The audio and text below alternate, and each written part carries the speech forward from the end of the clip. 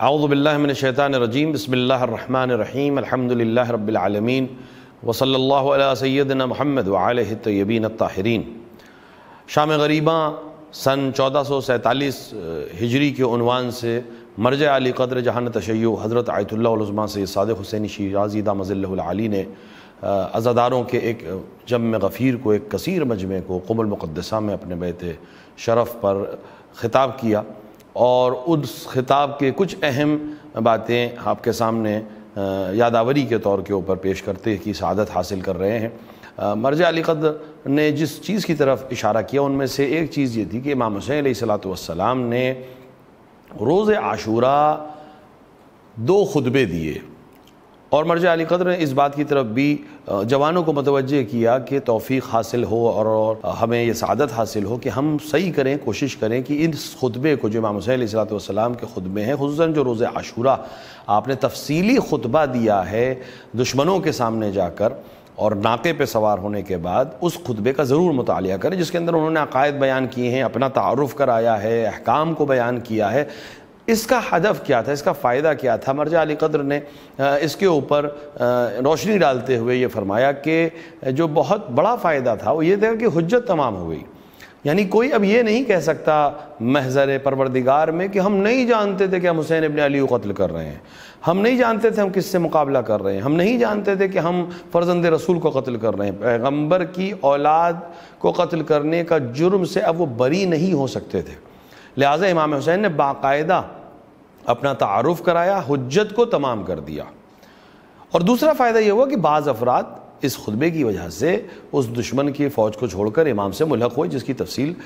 تاریخ میں اور مقتل کی کتابوں میں آپ کو مل سکتی ہے۔ تو 2 بہت اہم چیزیں اس خطبے سے حاصل ہوئیں، اور ساتھ ہی امام حسین علیہ السلام نے عصر عاشور جو آواز استغاثہ بلند کی، ظاہر ہے کہ اس وقت تمام ساتھی، تمام چاہنے والے شہید ہو چکے تھے، اور امام حسین علیہ السلام اس وقت ناصر اور مددگار کو پکار رہے تھے۔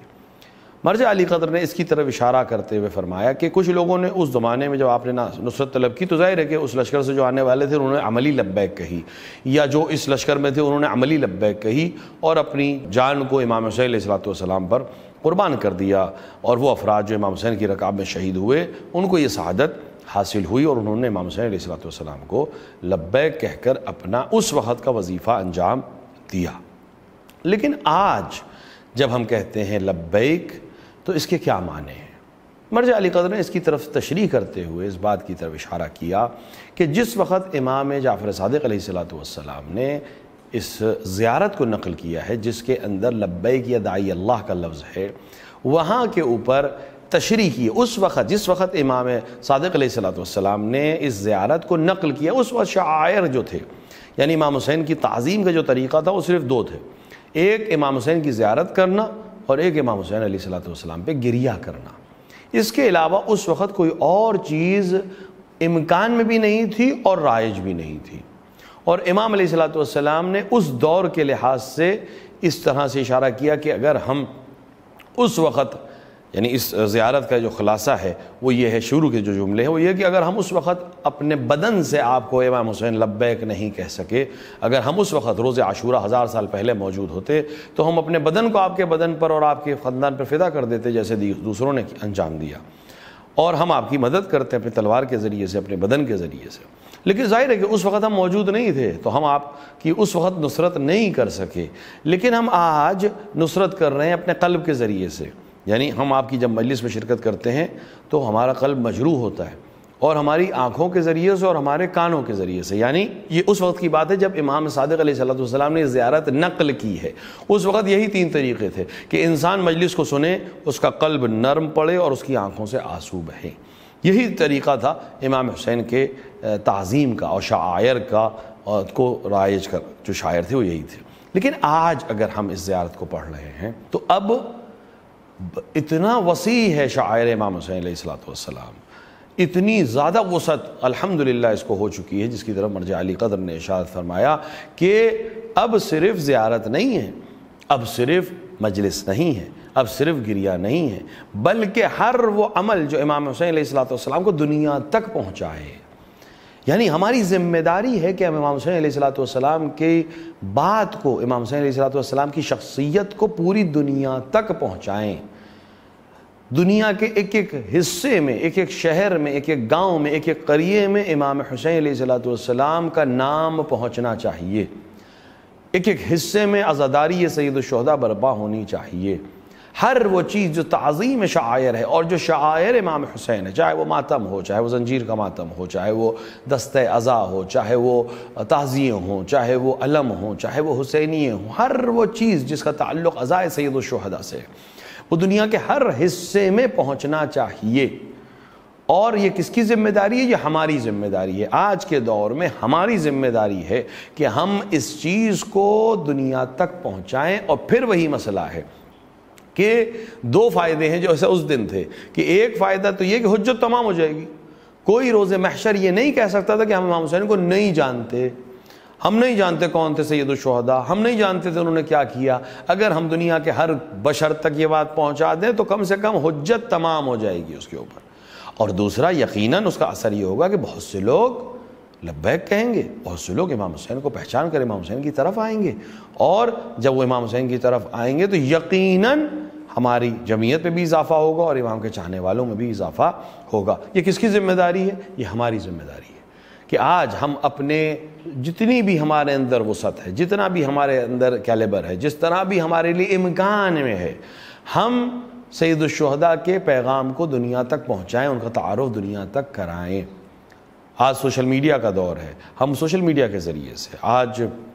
مختلف ذرائع ابلاغ کا دور ہے، ہم اس کے ذریعے سے جتنی بھی امکانات ہیں. آج اس طرح کی پابندیاں نہیں ہیں، بنی امیہ و بنی عباس کے دور نہیں ہے. ٹھیک ہے بہت سے ممالک میں سختیاں ہیں، لیکن بہرحال وہ سختیاں نہیں ہیں جو بنی امیہ کے زمانے میں تھیں،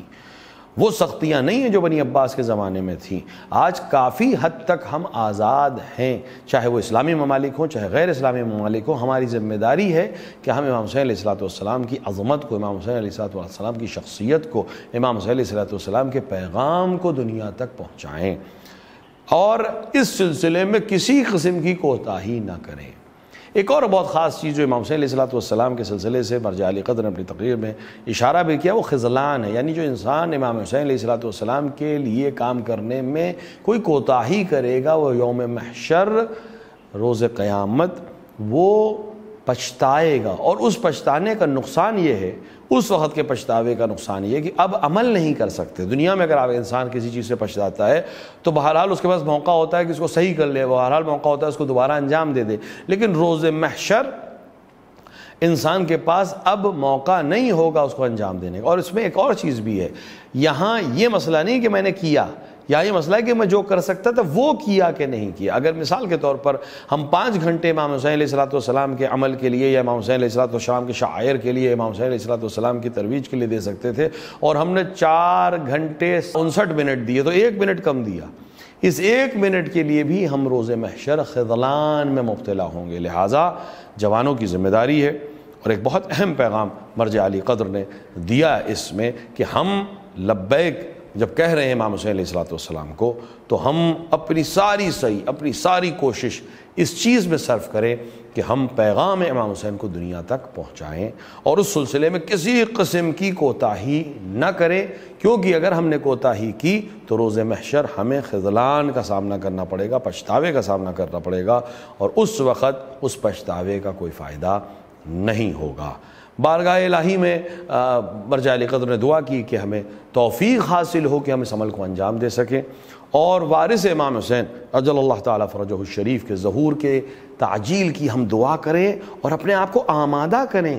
ان کے ظہور کے لیے. اور اس آمادگی کا بھی بہترین مرکز یہی عزائے سید الشہداء علیہ السلام ہے کہ خدا ہمیں توفیق عطا فرمائے کہ ہم عزاداری بھی برپا کر سکیں، شعائر حسینی کی ترویج بھی کر سکیں، ان کا احترام بھی کر سکیں، اور دنیا تک پیغام امام حسین علیہ السلام کو پہنچا سکیں. وصلی اللہ علی سیدنا محمد وآلہ الطیبین الطاہرین.